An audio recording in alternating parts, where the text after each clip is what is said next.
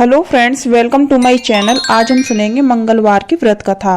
व्यास जी ने कहा, एक बार नैमिषारण्य तीर्थ में 88,000 मुनि एकत्रित होकर सूत जी से पूछने लगे, हे महामुने, आपने हमें अनेकों पुराणों की कथाएं सुनाई हैं। अब कृपा करके हमें ऐसा व्रत तथा उसकी कथा बताएं जिसके करने से संतान की प्राप्ति हो तथा मनुष्यों के रोग, शोक, अग्नि, सर्प, दुख आदि का भय दूर हो। कलयुग में सभी जीवों की आयु बहुत कम है।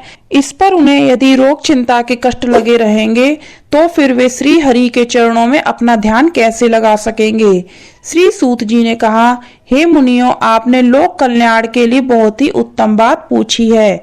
एक बार युधिष्ठिर ने भगवान श्री कृष्ण से लोक कल्याण के लिए यही प्रश्न किया था। भगवान श्री कृष्ण और युधिष्ठिर का संवाद मैं आपके सामने कहता हूँ, ध्यान देकर सुने। एक समय हस्तिनापुर की राज्यसभा में योगीराज श्री कृष्ण बैठे हुए थे। तब युधिष्ठिर ने भगवान श्री कृष्ण से प्रश्न किया, हे प्रभु नंद नंदन गोविंद, आपने मुझे अनेक कथाएं सुनाई हैं। आज कृपा कर ऐसा कोई व्रत या कथा सुनाए जिसके करने से मनुष्य रोग, चिंता तथा भय से मुक्त हो तथा उसे पुत्र की प्राप्ति हो। हे प्रभु, बिना पुत्र मनुष्य का जीवन व्यर्थ है, वह नरकगामी होता है। पुत्र के बिना मनुष्य पितृ ऋण से छुटकारा नहीं पा सकता और ना ही वह पुन्नान नामक नरक से उद्धार पा सकता है। अतः पुत्रदायक कोई व्रत बतलाएं। भगवान श्री कृष्ण ने कहा, हे राजन, मैं एक प्राचीन इतिहास सुनाता हूँ, आप उसे ध्यान पूर्वक सुने।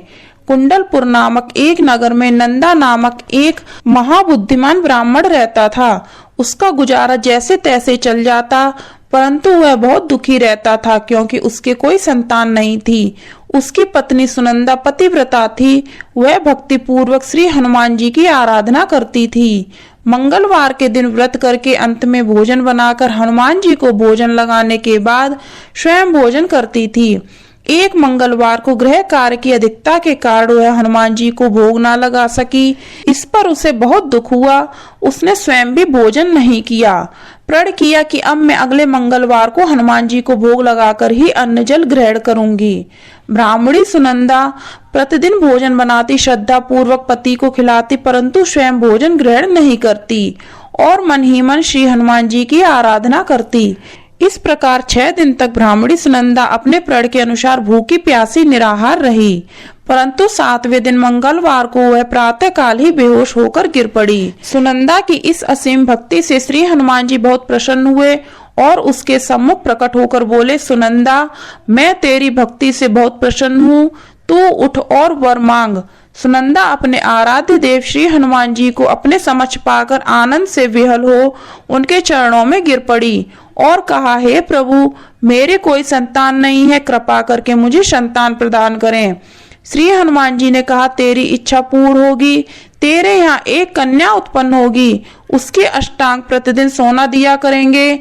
इस प्रकार वर देकर श्री हनुमान जी अंतर्धान हो गए। ब्राह्मणी सुनंदा बहुत हर्षित हुई। उसने यह समाचार अपने पति से जाकर कहा। ब्राह्मण देव कन्या का वरदान सुनकर कुछ दुखी हुए, परंतु सोना मिलने की बात सुनी तो बहुत प्रसन्न हुए। विचार किया कि ऐसी कन्या के साथ मेरी निर्धनता भी समाप्त हो जाएगी।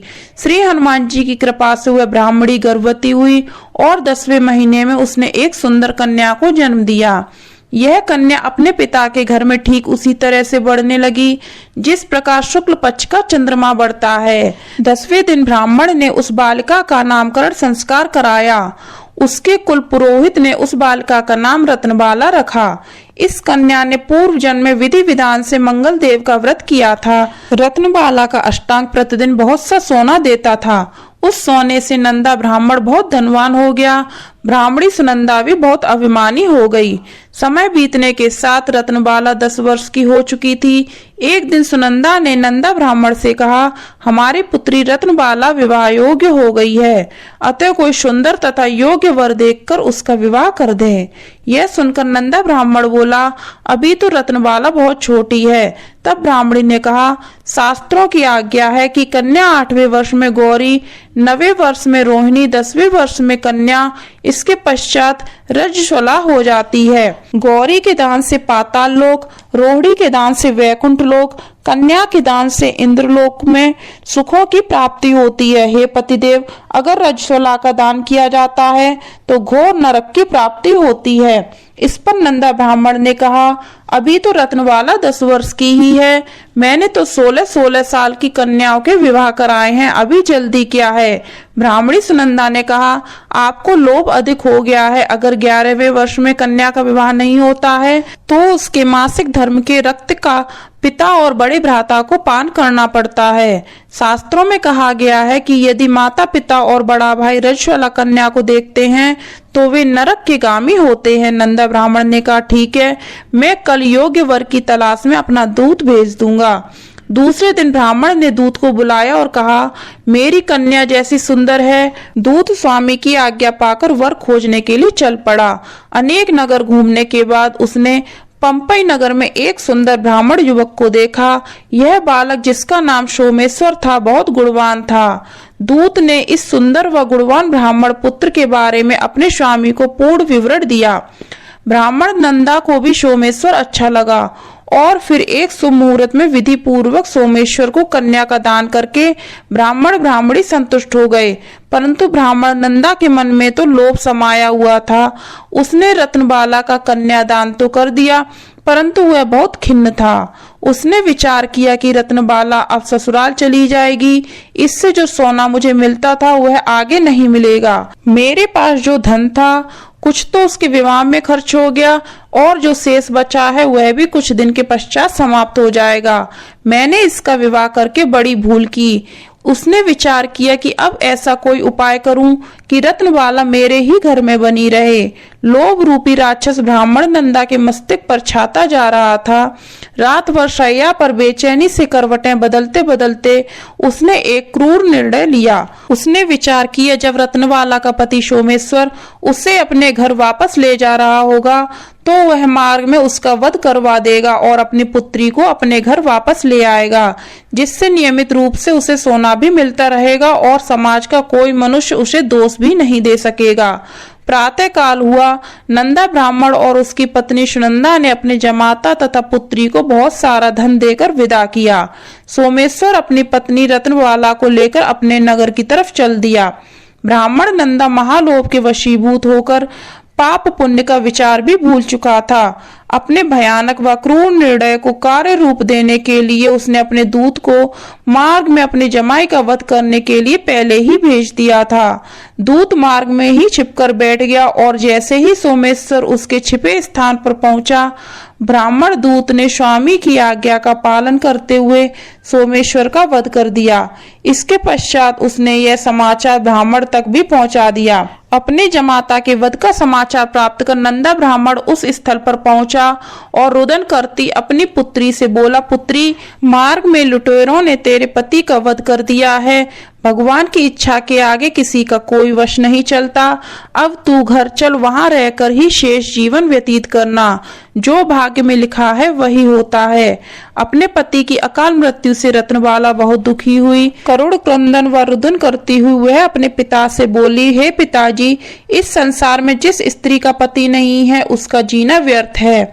मैं अपने पति के साथ ही अपने शरीर को जला दूंगी और सती होकर अपने इस जन्म को माता पिता के नाम को तथा सास ससुर के यश को सार्थक करूंगी। ब्राह्मण नंदा अपनी पुत्री के वचनों को सुनकर अवाक रह गया। वह विचार करने लगा, मैंने व्यर्थ ही जमाता वध का पाप अपने सिर ले लिया। रत्नबाला अपने पति के साथ अपने प्राण तक देने को तैयार है। मेरा तो दोनों तरफ से मरण हो गया। धन तो अब मिलेगा नहीं, जमाई वध के पाप के फलस्वरूप यम यातना भी भुगतनी पड़ेगी। यह सब सोचकर वह बहुत दुखी हुआ। सोमेश्वर की चिता रचाई गई। रत्नबाला सती होने की इच्छा से अपने पति का सिर अपनी गोद में रखकर चिता में बैठ गई। जैसे ही सोमेश्वर की चिता में आग लगाई गई, वैसे ही प्रसन्न होकर मंगलदेव वहां प्रकट हुए और बोले, हे रत्नबाला, मैं तेरी पति भक्ति से बहुत प्रसन्न हूँ, तू वर मांग। रत्नबाला ने अपने पति का जीवन दान मांगा। मंगलदेव बोले, रत्नबाला, तेरा पति अजर अमर है, वह बड़ा विद्वान भी होगा। इसके अतिरिक्त तेरी जो इच्छा हो वह वर मांग। रत्नबाला ने कहा, हे ग्रहों के स्वामी, यदि आप मुझ पर प्रसन्न हैं तो मुझे यह वरदान दीजिए कि जो भी मनुष्य मंगलवार के दिन प्रातःकाल लाल पुष्प लाल चंदन से पूजा करके आपका स्मरण करे, उसे रोग व्याधि ना हो, स्वजनों से कभी वियोग ना हो, सर्प अग्नि तथा शत्रुओं का भय ना रहे। जो स्त्री मंगलवार का व्रत करे वह कभी विधवा ना हो। मंगल देव तथास्तु कहकर अंतर्धान हो गए। मंगल देव की कृपा से सोमेश्वर जीवित हो उठा। रत्नबाला अपने पति को पुनः प्राप्त कर बहुत प्रसन्न हुई। सोमेश्वर अपनी पत्नी को लेकर अपने नगर को चला गया। इसके बाद से दोनों पति पत्नी मंगल देव का व्रत प्रत्येक मंगलवार को करने लगे और मंगल देव की कृपा से इस लोक का सुख ऐश्वर्य भोग कर अंत में स्वर्ग लोक को गए। तो फ्रेंड्स, ये थी हमारी छोटी सी कथा। आपको कैसी लगी कमेंट करके जरूर बताइएगा। पसंद आई हो तो लाइक करना और ज्यादा से ज्यादा शेयर करना और कमेंट में जय बजरंगबली, जय हनुमान, जय मंगल देव अवश्य लिखना। धन्यवाद।